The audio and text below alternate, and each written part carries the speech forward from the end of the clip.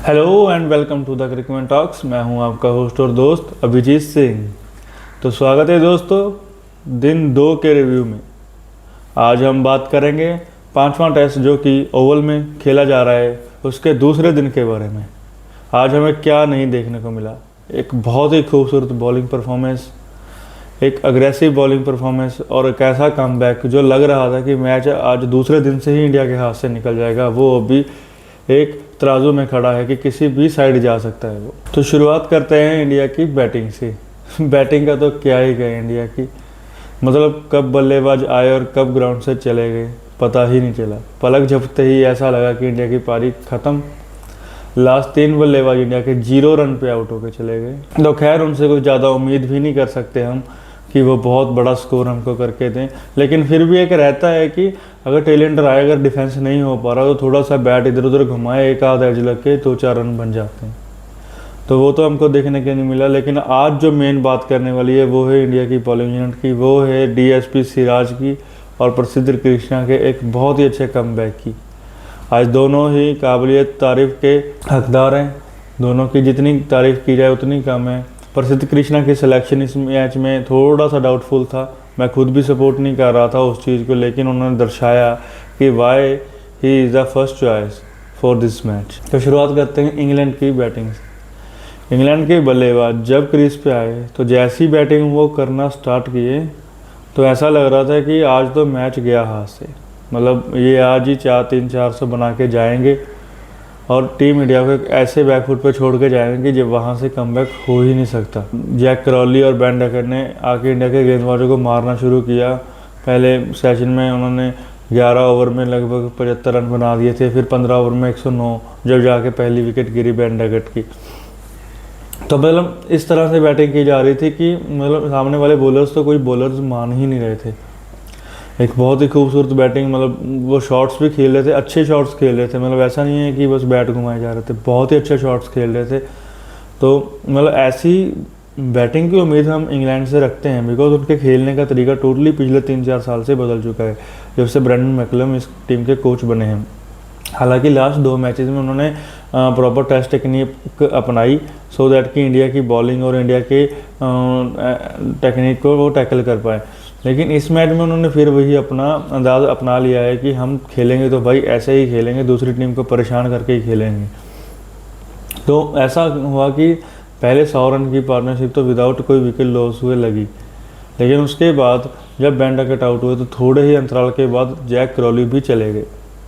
Then the biggest problem कि उसके बाद जो बैटिंग लाइनअप आई वो उस मोशन को कंटिन्यू ना कर पाई। तो बॉलिंग की जब पहली विकेट मिला आकाशदीप को तो मतलब वो एक ऐसा था कि एक मतलब ओपन कर दिया उस ग्राउंड को, ओपन कर दिया उस मैच को कि अब आके और बॉलर्स जोर लगा सकते हैं। और वैसा ही हुआ। जो रूट आए बल्लेबाजी के लिए और ओली पॉप आए और मोहम्मद सिराज की बहुत अच्छी बॉल पे ओली पॉप आउट होकर चले गए। मतलब उनको पता ही नहीं चला कि बॉल कैसे मतलब टप्पा पड़ने के बाद अंदर की तरफ आई और उनके पैड पे लगी। मोहम्मद सिराज के 3 कंटिन्यू विकेट, ओली पॉप, जो रूट एंड उसके बाद में उन्होंने एलबीडब्ल्यू किया था, लेट मी सी, जैकब बैथल को, तीनों को ही एलबीडब्ल्यू किया उन्होंने। तो बहुत ही मतलब अच्छी बॉलिंग थी वो, बहुत ही अच्छा मतलब स्टांस था कि एक बॉलर चार्ज अप होके आए। और मोहम्मद सिराज का यही रहता है कि जब जसप्रीत बुमराह नहीं होते तब वो परफॉर्म करके दिखाते हैं। पता नहीं ऐसा क्या है, जसप्रीत बुमराह की शैडो में वो मतलब थोड़ा छिप जाते हैं तब परफॉर्म नहीं हो पाता, पता नहीं क्या होता है। लेकिन देखिए दूसरे मैच में बुमराह नहीं खेले तो वहाँ पे इन्होंने पंजा निकाला और अपने दम पे मैच जिताया। अब इस मैच में बुमराह नहीं खेले तो यहाँ पे आके फ्रंट से उन्होंने टॉप ऑर्डर को तहस नहस कर दिया, तीनों को एलबी किया। किसी के ऊपर डिपेंड नहीं है, सिर्फ अपनी बॉलिंग के ऊपर डिपेंड रहे, उनको आउट किया। तो सिराज की बॉलिंग में हर देखो 5वां टेस्ट लगातार खेल रहे हैं वो, कितनी फिटनेस का मतलब उनका आप खुद अंदाज़ा लगा सकते हो कितने फिट हैं वो, कितना बॉडी उनका साथ दे रही है, कितनी मतलब बॉडी उनकी मूवमेंट कर रही है, कितने रिदम में वो लग रहे हैं। ऐसी पिच जहाँ पे बॉलर्स को बहुत ज़्यादा मदद थी वहाँ पे उन्होंने उस मदद को खुद को अपनाने के लिए मतलब एक वो कर लिया कि हाँ अगर ये पिच बॉलिंग पिच है तो हम इस पर पूरा फ़ायदा उठाएँगे। सेम विद प्रसिद्ध कृष्णा जब इस प्लेइंग 11 की अनाउंसमेंट की गई थी तब प्लेइंग 11 अनाउंसमेंट से पहले मतलब बहुत सारे ऐसे ट्वीट्स आ रहे थे, बहुत खुद कैप्टन गिल ने भी कहा था कि वी हैव मतलब आस्क अर्शदीप सिंह कि वो रेडी रहे इस मैच के लिए, लेकिन हम पिच को देख के टाइम पे कोई भी डिसीजन ले सकते हैं। फिर वही हुआ, अर्शदीप की पूरी हाइप क्रिएट हो गई थी ऑनलाइन ऑफलाइन कि वो इस मैच में डेब्यू करेंगे, बिकॉज वो एक स्टार प्लेयर है, मतलब T20 में इंडिया के लीडिंग विकेट टेक करें। उनका इस सीरीज़ में डेब्यू करना बनता था, खैर वो बात अलग है, लेकिन प्रसिद्ध कृष्णा आज मौके पे खड़े और टीम इंडिया को अच्छी बॉलिंग के दम पे उन्होंने 4 विकेट निकाल के दिए।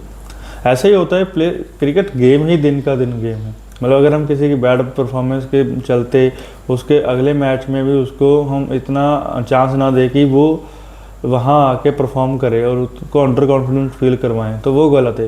ये डे बाय डे गेम है, कोई दिन किसी प्लेयर का अच्छा होता है, कोई दिन किसी प्लेयर का बुरा भी जा सकता है। तो ऐसा ही हुआ प्रसिद्ध कृष्णा के साथ कि वो जब पहले 2 मैचेस में उनकी परफॉर्मेंस निकल के आया, वो कहीं ना कहीं उस टाइम उतने फिट उतने रिदम में नहीं लग रहे थे, लेकिन इस मैच में जैसे ही विकेट ने उनका साथ देना शुरू किया, वो अपने रिदम में इतना अच्छा लग रहे थे। उन्होंने मतलब बहुत ही अच्छी बॉलिंग की, जो बॉल थी उनकी जेमी स्मिथ को, वो मतलब जिसके लिए वो जाने जाते हैं कि हाई एक्शन के साथ उनके पास एक स्पीड और बाउंस है, वो उस बाउंस को मतलब कैरी करके जेमी स्मिथ उस बॉल को ज़्यादा खेलना पाए और स्लिप पे कैच हो गया था उनका। तो इसी के कारण प्रसिद्ध कृष्णा की तारीफ करनी इस मैच में बनती ही बनती है कि हाँ वो आए, अपना हक जताया उन्होंने इस मैच पे, 4 विकेट लिए और बहुत अच्छे विकेट्स लिए। मतलब कोई ऐसा नहीं है कि मतलब उनको लकी विकेट्स मिले, सारे मेहनत करके विकेट्स मिले। और जो रूट के साथ जो उनका वर्बल स्पैट हुआ, उसने जो रूट को भी हिलाया। मतलब एक ऐसा प्लेयर जो रूट जो कभी भी ऐसी स्लैचिंग वगैरह में पड़ता नहीं, वो अपनी इनिंग की शुरुआत में ही ऐसे हुआ क्या था, इनिंग का 22वां ओवर चल रहा था, जो रूट बैटिंग करने के लिए आए और अभी जो रूट ने पूरी 4 गेंदें खेली थी, 5 गेंद खेली थी प्रसिद्ध कृष्णा की, पहला ही ओवर था और प्रसिद्ध कृष्णा फायरी स्पेल था वो, मतलब लगभग 90 माइल्स के अराउंड उन्होंने उस ओवर में स्पीड रखा और एक बॉल पे वो प्रसिद्ध कृष्णा की बुरी तरह से बीट हुए, एज कैरी करता रहेगा। तो प्रसिद्ध कृष्णा ने इस चीज़ की शुरुआत की कि मतलब उनको कुछ वर्बली बोला, अगले ही बॉल पे जो रूट ने उनको चौका लगाया और फिर जो अग्रेशन दिखाया जो रूट ने, वो मतलब सबको हैरान कर देने वाला था। मतलब इंग्लैंड के एक पुराने कैप्टन ने भी कहा कि वो एक मतलब हैप्पी सोल है, वो ऐसी चीज़ों में पड़ते नहीं है, लेकिन कल वो अपने कंप्लीट कैरेक्टर के अपोजिट थे और मतलब उन्होंने प्रसिद्ध कृष्णा पहले ही ओवर में एक वर्बल स्पैट का जवाब दिया। हालांकि उस अग्रेशन को जो रूट ज़्यादा कैरी ना कर पाए और 29 रन पे अपने विकेट दे के चले गए, लेकिन ये सारी चीज़ें जो भी इस टाइम मैच में चल रही हैं तो दर्शा रहा है कि दोनों टीम्स के लिए ये मैच कितना इंपॉर्टेंट है। कुमार धर्मसेना को इस वर्बल स्पैट को रोकने के लिए बीच में आना पड़ा। देन इंग्लैंड की पारी कुछ ज़्यादा लंबी ना ही, सिर्फ 247 पे वो ऑल आउट हुए। इंडिया की लीड ज़्यादा 23 रन की ही लीड थी। मतलब बहुत ही अच्छा एक एफर्ट था कि जहाँ पे पहला विकेट आपको 100 के बाद मिल रहा है, वहाँ पे आप पूरी टीम को 247 पे ऑल आउट कर रहे हैं और अपने आप को एक चांस क्रिएट कर रहे हैं कि हम टारगेट सेट कर पाएँ। और ऐसा ही हुआ। जब इंडिया बैटिंग करने आया दोबारा से, तो जायसवाल ने एक ऐसा स्टार्ट किया जो हम उनसे उम्मीद करते हैं। अगर जायसवाल का खेलने का स्टाइल ऐसा ही है, वो ज़्यादा डिफेंसिव नहीं खेल सकते, जो बॉल मारने वाली आएगी उस पर वो मारेंगे, तभी वो सक्सेसफुल होते हैं। अभी कल उन्होंने मतलब इनिंग में 2 छक्के भी लगाए और मतलब 6 चौके लगाए, उसके बाद अपनी 50 भी कंप्लीट की। हालांकि इंडिया के 2 विकेट जा चुके हैं, KL राहुल एंड साई सुदर्शन, लेकिन अभी भी मैं कहूँगा इंडिया इस मैच में मतलब 50-50 ही मतलब बना हुआ है। दोनों टीम्स का 50-50 चांस है। अगर आज एक पार्टनरशिप लगती है, 1 या 2 पार्टनरशिप लगती हैं, नियरली 80-90 रन की पार्टनरशिप, जैसे गिल का भी आना बाकी है, उसके बाद ध्रुव जुरैल, वाशिंगटन सुंदर, रविंद्र जडेजा, मतलब 4-5 बैट्समैन हमारे पास पड़े हैं जो प्रॉपर बैटिंग कर रहे हैं और जो इस मतलब पूरी सीरीज़ में फॉर्म में भी रहे हैं।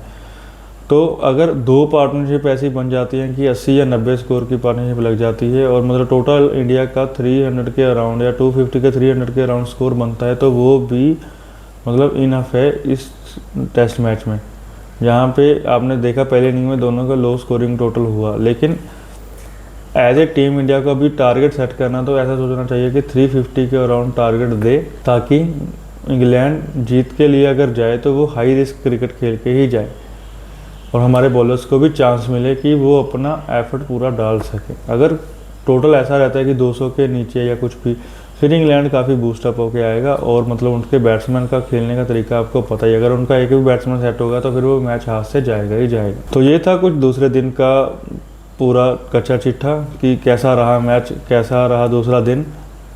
तो मिलते हैं कल एक नई वीडियो के साथ। आज के लिए सिर्फ इतना ही, तब तक के लिए बाय बाय।